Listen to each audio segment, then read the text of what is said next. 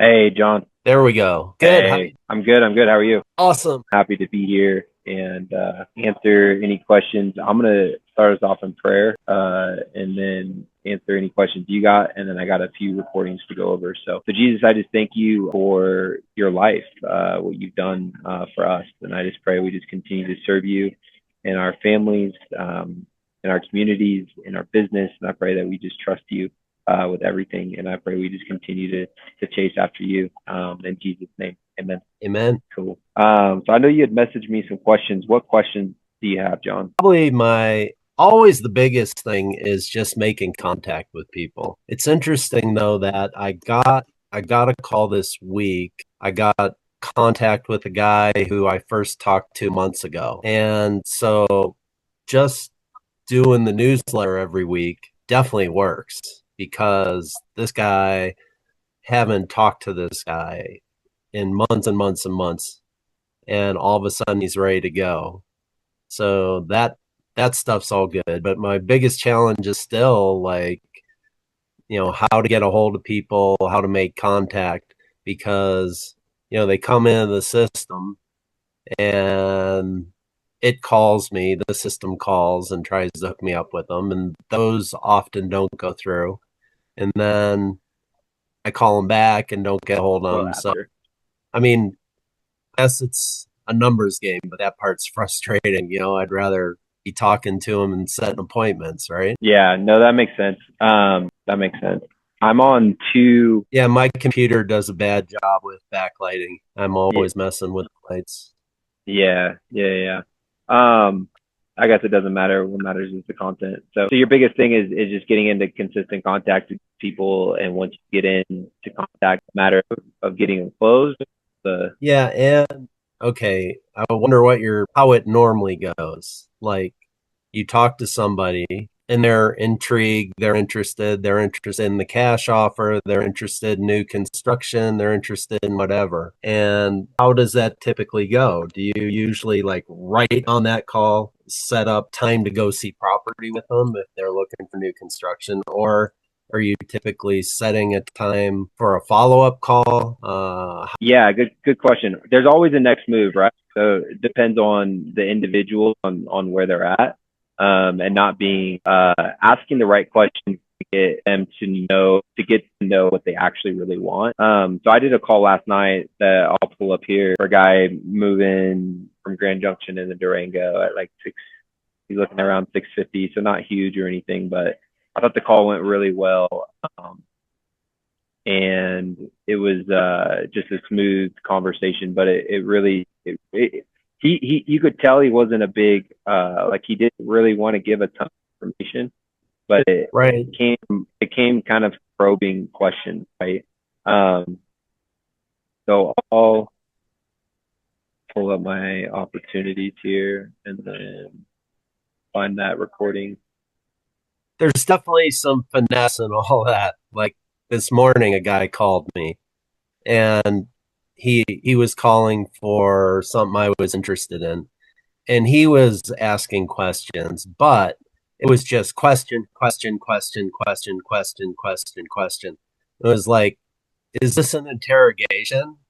It was at the point where Mm, like I was feeling myself definitely pushing back, even though it was something I was interested in, because it felt like I was being interrogated. share my screen here. Then It's such an odd balance. And like I found like recently, when I'm talking to leads coming in on the new construction or whatever, it seems like the more casual I am, that the better it goes, which I get. Like, if I'm too formal or stiff or whatever, it's not going to go as well. But like, if I'm like really, really just like I'm talking to one of my friends or something, then it definitely goes better. yeah, but here, yeah, and you always want to talk to somebody like they're your friend or like you've known them forever. So this is me calling back this person. So let me. Hello. Hello? Hey, Michael, it's Kyle Kunkel. How's it going? Who? Oh, Kyle Kunkel, I saw that you were looking at some of our new construction here in Durango, and I was just giving you a call and wanted to see. exactly what you were looking for. So I always open up the conversation like I know them, right? Like, hey, Michael, I use their name, right? Hey, Michael, this is Kyle Kunkel, right? And he's like, Yeah. who? And because he doesn't know Yeah. me, right? But I act Right. like I know them, and that's important. Um, and then let's go into this kind of. I just wanted to get some information is all. Okay. Okay. What information are you looking for? So I asked him a question, right? Like, hey, I saw that you were looking at our new constructions. What are you looking for? He said, oh, and this is where you go into mirroring, right? I'm mirroring what he says. He says, oh, I'm just looking for some information. I said, well, what kind of information are you looking for? Would I have used the word information when I'm saying, like, I used what he was using so he feels comfortable with the conversation, right? So I call it, it's called mirroring. You mirror exactly what they say. Yeah. You use their verbiage, you use their tone. So he's kind of a laid back, country sounding guy, right? So you kind of match that. You kind of lean into being that laid back, you know, where it talks about in scripture becoming all things to all people, right? Like you become all things to all people. You just match exactly what they're doing. So I heard prices, lot size, everything. Okay, nice. Yeah, I can send you a bunch of information. What's important to you? Are you looking for like 3-bedroom, 2-bath, or yeah, we're downsizing here. Yeah. So he's like, lot size is like everything. So I'm like, okay, like, yeah, I can give you everything, but I'm trying to figure out like what's important to him, right? So he says downsizing. So now I know, hey, he's actually looking to downsize. That's what's important to him.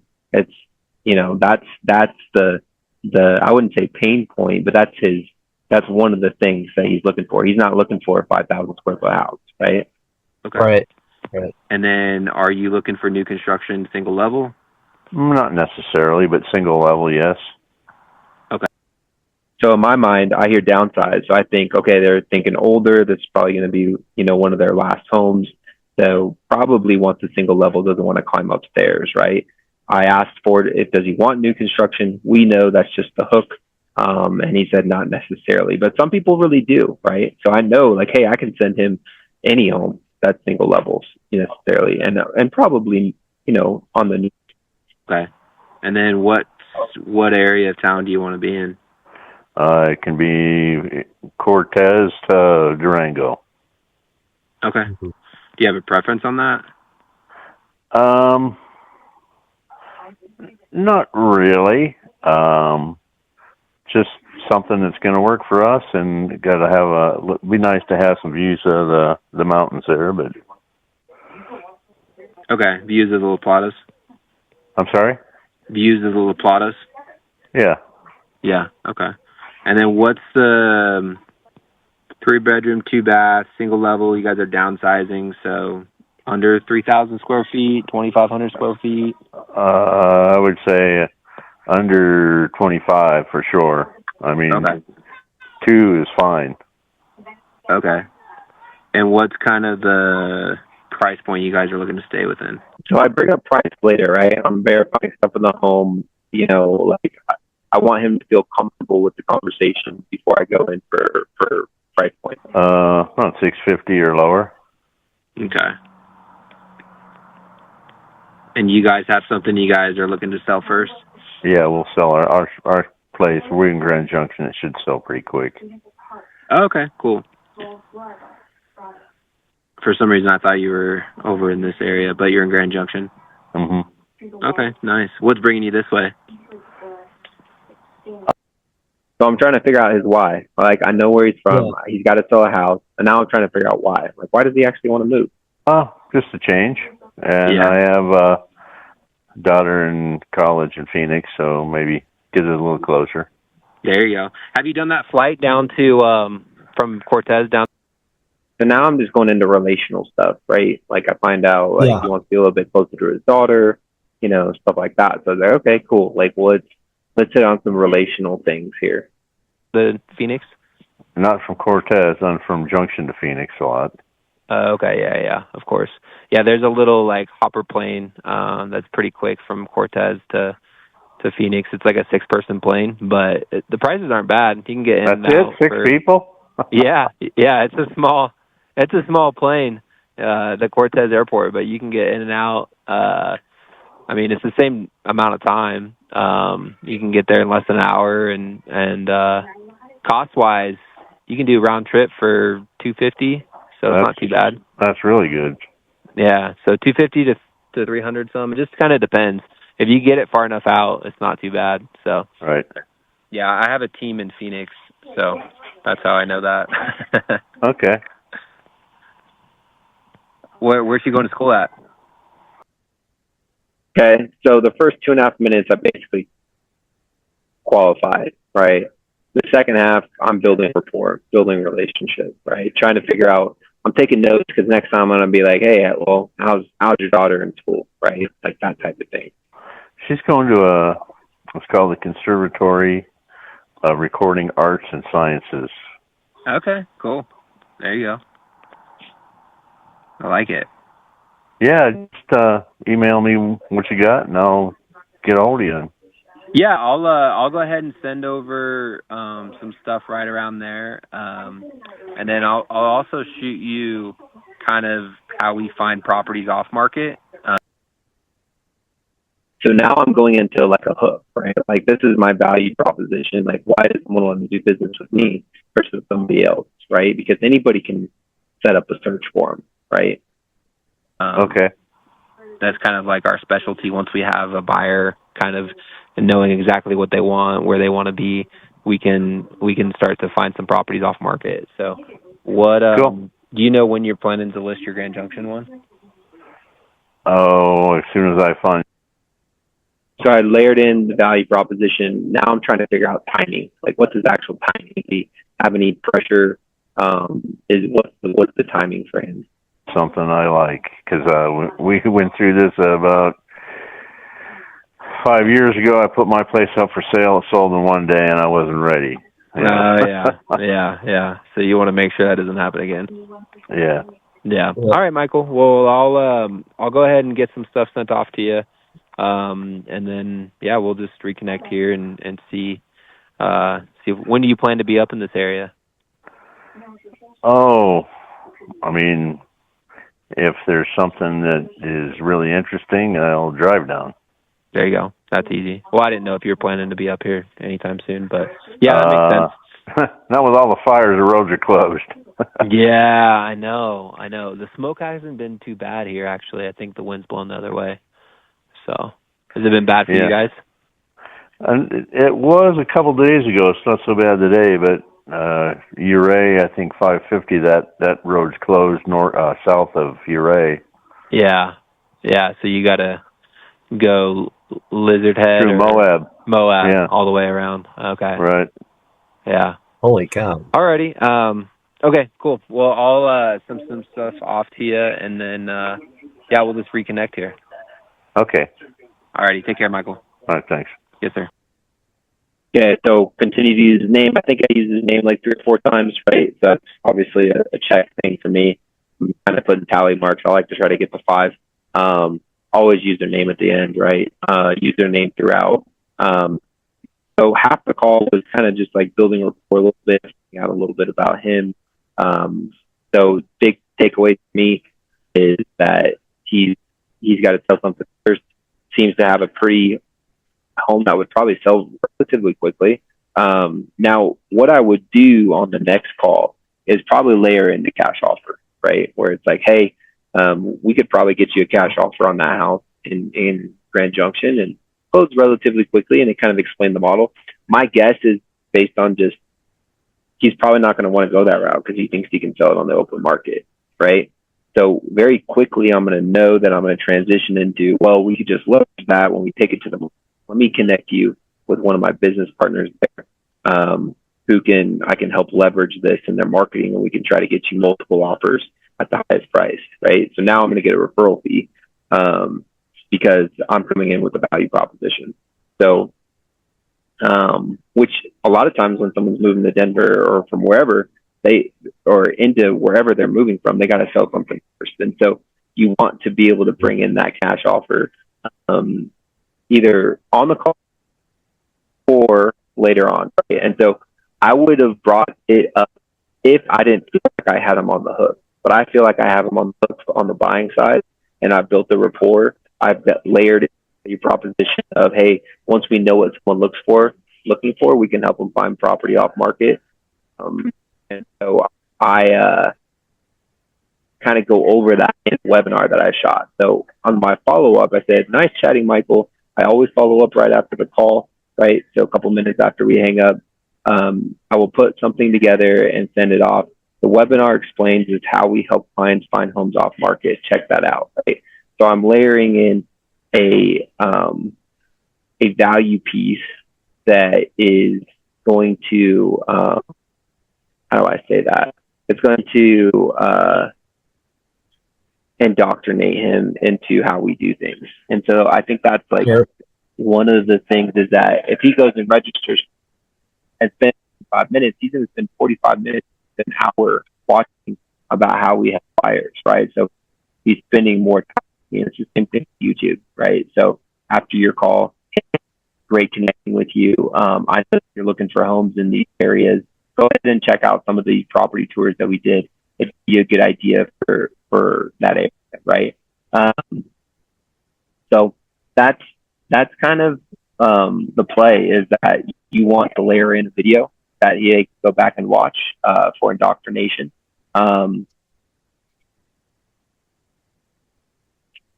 And I need to pull him off the automation. That's a quick kind of rundown of that call. Any questions you feel like from that? So I think you said that you purposely wait on bringing up price because I guess, you know, you don't want to get in their face right away until you warm them up a little, right? Yeah, I don't want them to, I'm trying to build a little bit of rapport, figure out exactly what they're looking for, right? And the truth is that I can lock this contract up and then introduce them to my buyers, my showing agent, right? So that leverages my time. I lock them up, and then now all of a sudden I can go and introduce them to one of the agents that I work with here that can go show them property, and I'll pay that agent. You know, I could either pay him by the hour or I could pay him by the property. I could pay him, you know, a flat referral fee, 25-30% just for going and showing properties. And that gives me my time back. So I don't have to worry about any of the stuff, right? Obviously I'll do the fun stuff. I'll go to lunch with them. I'll go and, you know, build more rapport with them and be like, hey, awesome. I'm going to introduce you. I'm going to bring Alan with me. He's my showing agent. We're going to do lunch. You know, he's going to be able to show you all these properties we've kind of picked out for you. And so I'm kind of doing a warm handoff. So I'm also leveraging my time because the best use of my time isn't running around showing property. It's just not. And so if I can wrap up the contract without ever meeting them and then hand them off to one of my showing agents, and an agents right now will definitely make a property for 25-30%. That's a fact. And so that's the play there. Yeah, that's all good. I want to work towards that to get to where I'm not out showing property and stuff. Yeah, at this and you point, totally can. I need some deals, and No, you don't. I'd like to get to the point where I'm just listing stuff. Yeah, I don't need deals. No, you don't need it. You don't. Think about this. If you spent your time, John, I'm sorry, I was moving some of those people on the workflow. If you spent your time in front of the client or trying to drum up more business, and you didn't have to go spend, let's just call it 10 hours, 20 hours showing property, you know, it's worth it to pay out a referral fee or try to find a new agent and get him some experience. Now, you don't want to pass them off to somebody who's going to ruin the relationship, right? Or doesn't know what they're doing. But the truth is, anyone can open up a lockbox. Yep. So it doesn't even need to be an agent. It could be somebody. It doesn't. you just need to get permission. Be like, hey, this is my showing business partner that a lot of the properties for me when I get wrapped up. They don't even need to be licensed. You just got to let the agent know, right? And they got to get permission. So now you could pay $100, for, for the day. You could pay $100 for the day, and someone would be pumped. So there's always a way of doing it. Now, obviously, having a agent is going to be a lot more professional. They're going to feel more taken care of. The agent's going to be more knowledgeable. All of those things. But there's several different ways to do it. Interesting. So if you're sending an agent out to show properties, that could be anybody. They're not necessarily somebody who's basically in your downline or whatever. Yeah, 100%. I mean, in a perfect world, it's somebody on my team, right? Like, I'm being a business, or everybody on my team is so busy that they, I need to find somebody else. Yeah, I want to get to, that's very much one of the things I want to do is develop that because, I got other stuff to do. Not only I'm more valuable doing other real estate stuff, and also real estate is done on weekends a lot, right? Yeah. Well, you want to be with your family. Yeah. My son, the one thing he wants to do is go rock climbing, and we go on Saturdays. Well, that takes a chunk of the day. And then my wife works all week. So Sunday is the day for us to do stuff. And it's it makes it hard for me to do too much real estate on the weekend. If I can have other people showing property and doing open houses and stuff, that makes life good. Yeah, 100%. 100% it does.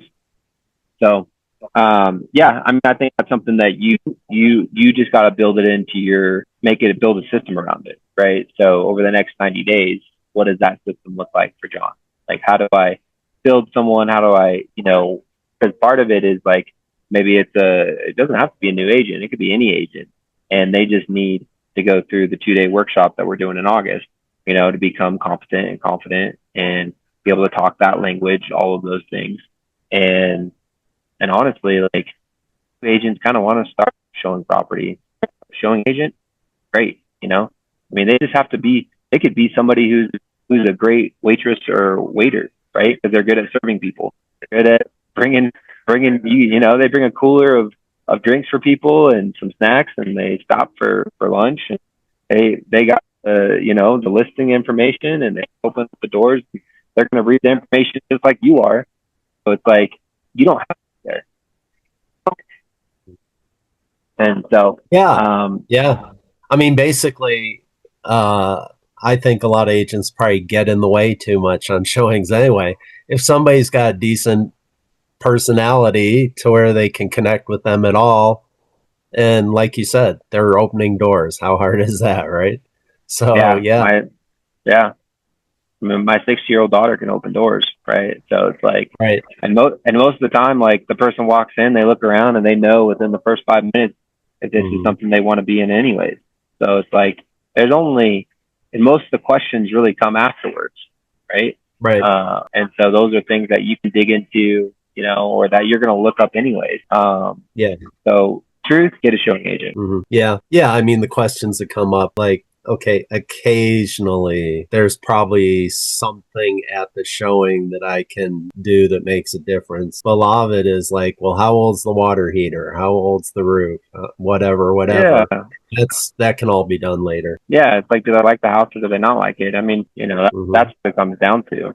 And so, and your person, obviously you want to find talent. You don't want to find just someone who's not good, but finding talent, finding a young agent, somebody who's hungry, somebody who's got good personality, all of those things, and that's going to be something you could easily drum up. And that gives you your time back. So, because the truth is if you know how to generate the lead and close the lead, that's Zillow. That's why people pay Zillow 50%, right?